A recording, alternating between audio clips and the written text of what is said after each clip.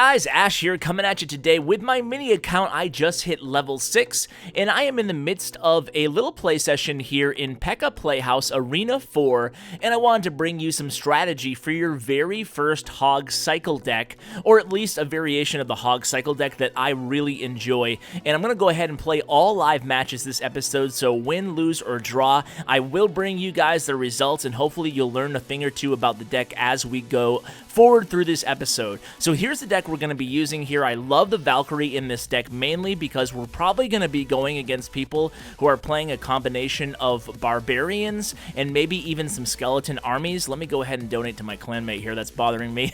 So let's go ahead and play a little bit here, and we'll talk about the deck as I go through instead of staring at the deck screen for 2 minutes. So the first match here, I'm always going to be the underdog, guys, because I'm only level 6, so I'm probably going to be going up against level 7s and 8s throughout this episode. So if I lose, that's going to be my excuse.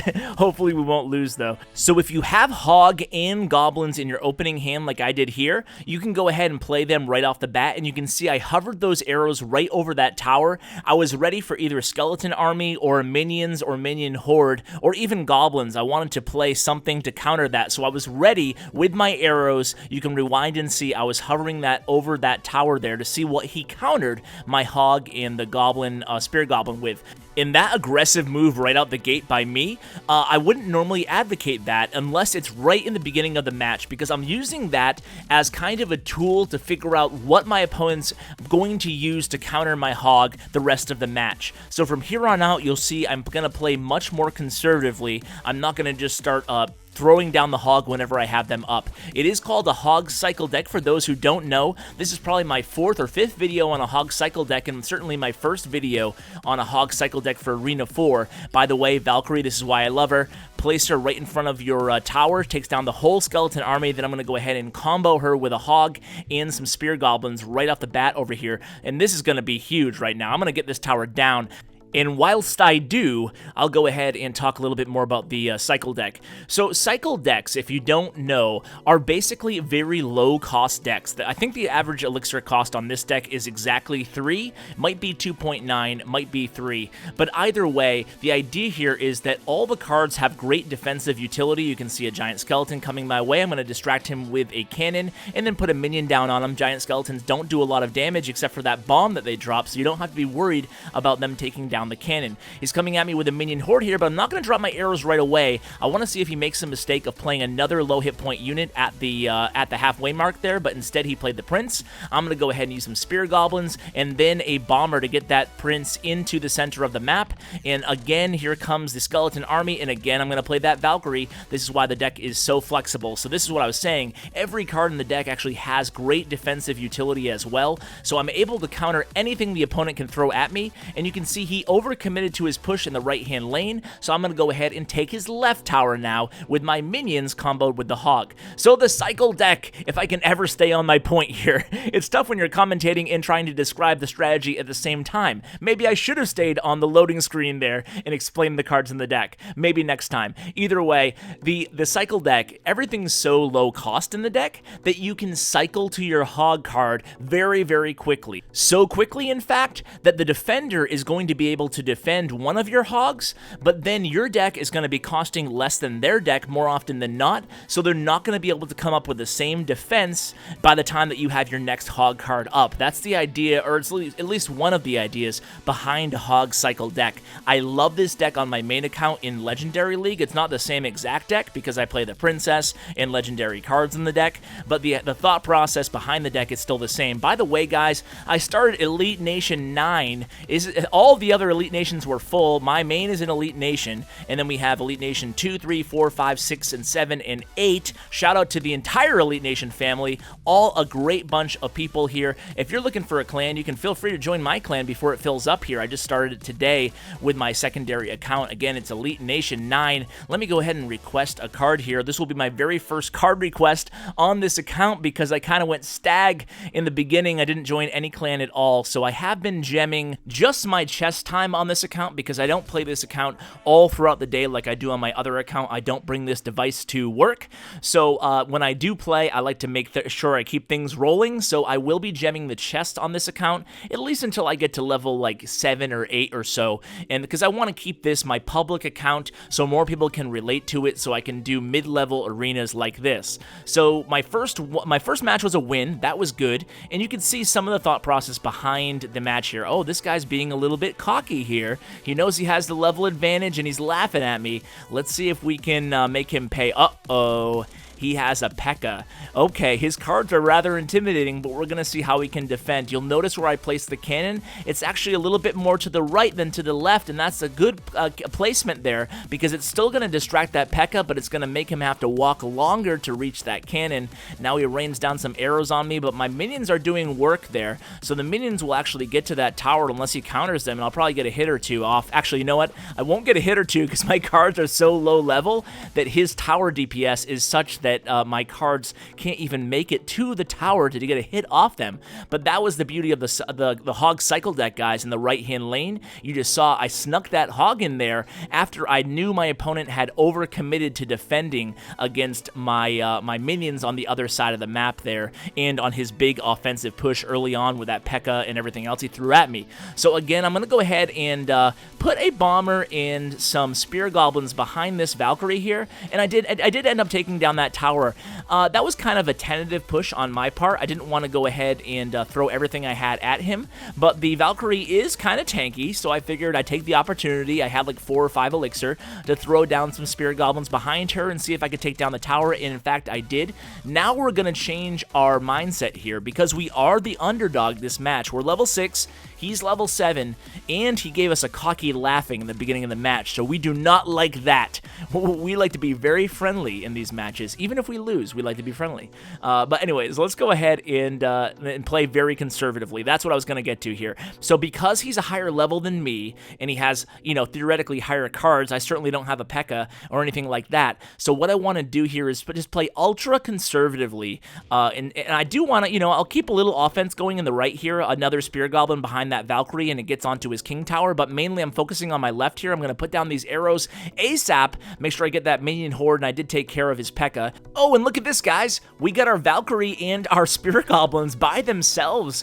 Got about 2/3 health of that that king tower damage off of him. Wow. Let's go ahead and load on here, see if we can take it down. We have Hog Rider. I'm just throwing everything I have at him. I'm going to throw arrows in case he drops a minion horde, and we take him down. There it goes. We'll give him a thumbs up. Well played. Good luck. He does not answer. And let's go on to our next match here. So we're gaining some trophies here, doing pretty well. I'm going to go ahead and gem open this chest here, just getting a few cards. Silver chest, not a big deal. Maybe I'll do a silver chest opening video. Okay, just joking, guys. Not going to do a silver chest opening video. Okay, we're going against another level 7 here. Let's see how we do. So we have, again, the spear goblins and goblins in the Hog in our opening hand. So let's see how he counters this.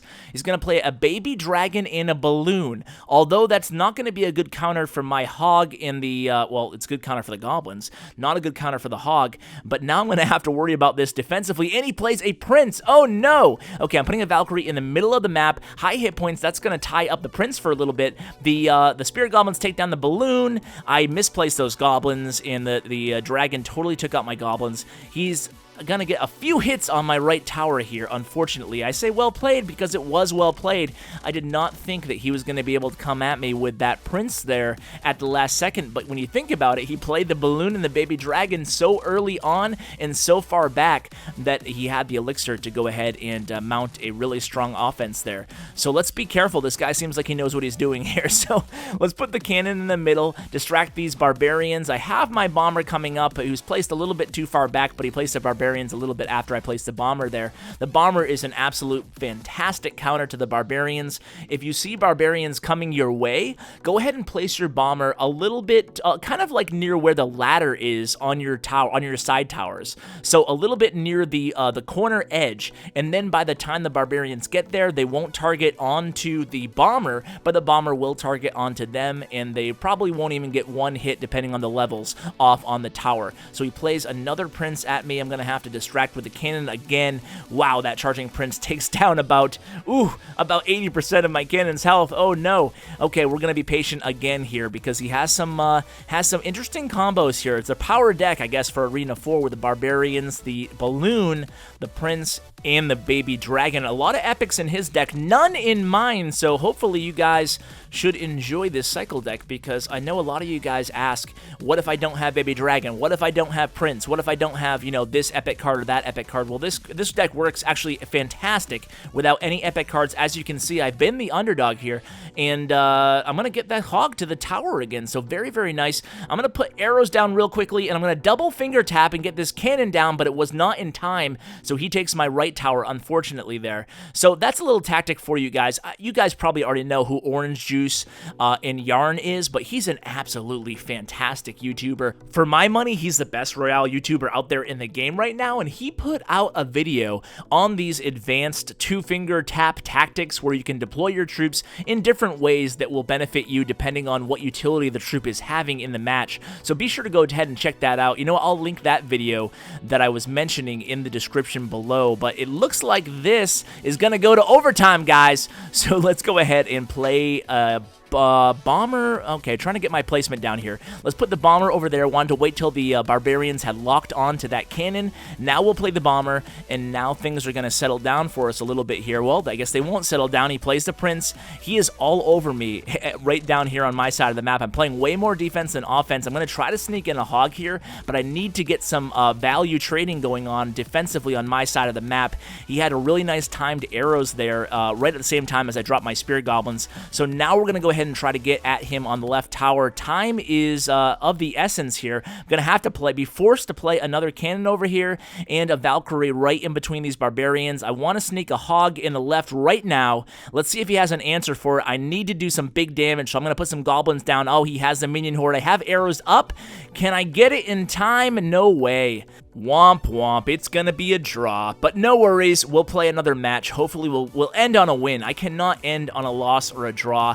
I don't think I've done that in YouTube yet, and I have almost over 80 Clash Royale videos. It's only been out for a couple months now, and over 80 videos. Wow, I was surprised the other day when I looked at my Clash Royale playlist, and I had 80 videos. Wow. Okay, anyway, let's go ahead and get into the next match here. Titan Tercero, it looks like, and he's a level 8. We'll give the sad face.